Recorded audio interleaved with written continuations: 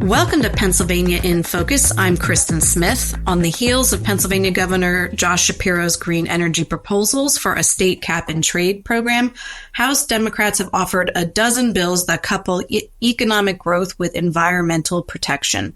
Joining me today is the Center Square's Pennsylvania reporter, Anthony Hennon. So, Anthony, let's hear more about these proposals that House Democrats are looking to introduce in the coming weeks. Yeah, so this is coming out of the House Democrats' Blue-Green Caucus, which is basically about 55 Democrats count themselves as part of this caucus, essentially trying to find a way where you can get environmental protection and job growth.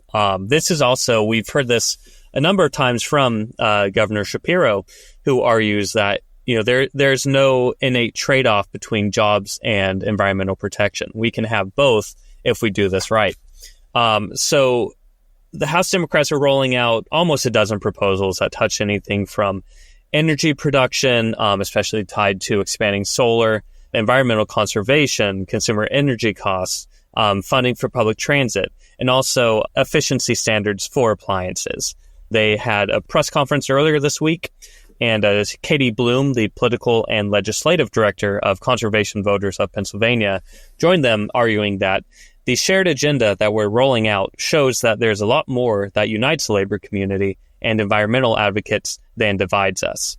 This is really, kind of going back to this longstanding tension between, potential limits on pollution or industrial processes, where in rural Pennsylvania, the Democratic coalition relies heavily on these sorts of jobs, these sorts of union workers to power this. But we're seeing more of a divide within urban Pennsylvania, where Democratic voters put, environmental protection is much higher of a priority for them. And this is an initiative here basically to show, this coalition is not fracturing, or this is not a either or, this is a yes and situation. So this coalition talks a lot about working together and finding solutions that protect the economy and the environment. It's a lot of response to Republican concerns that these green energy proposals will hurt the economy for very little payoff. So given that the Democrats say that this is a way to bridge the gap, has there been really any Republican response or buy-in on this, or is it just all House Democrats? So far, this has generally been House Democrats. But when you look at some of these bills, some of them have gotten bipartisan support. Community solar has been one, that passed through the House. I believe that had a few Republican supporters.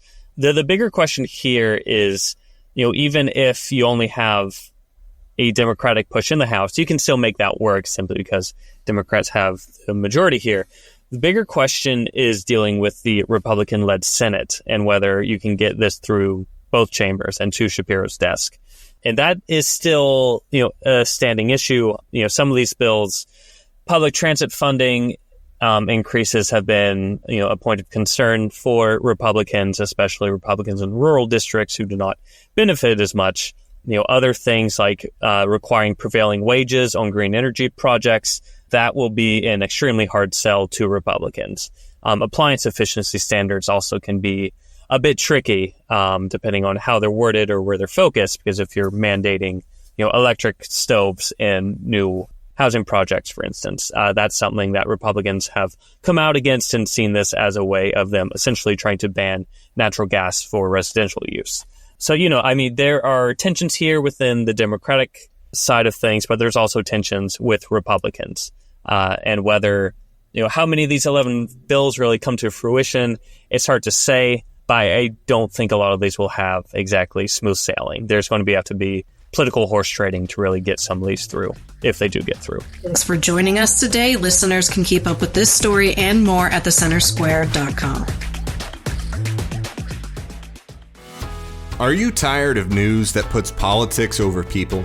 At the nonprofit Franklin News Foundation, we believe in putting people over politics by delivering nonpartisan news and audio content that serves you, the American taxpayer. With Franklin News Foundation, you can read fact-based, state-focused news for free at thecentersquare.com. You can listen to civil, balanced conversations between policy experts through our podcast network at americastalking.com. Or you can get in-depth news on K-12 education spending, curriculum, and school safety at chalkboardnews.com. It's all free through Franklin, where we put you, the American taxpayer, first in every story, episode, and conversation. And it's only possible through our supporters. Together, we can produce content that puts people over politics and brings Americans the news they deserve. Become a supporter today at franklinnews.org/donate. Once again, that's franklinnews.org/donate.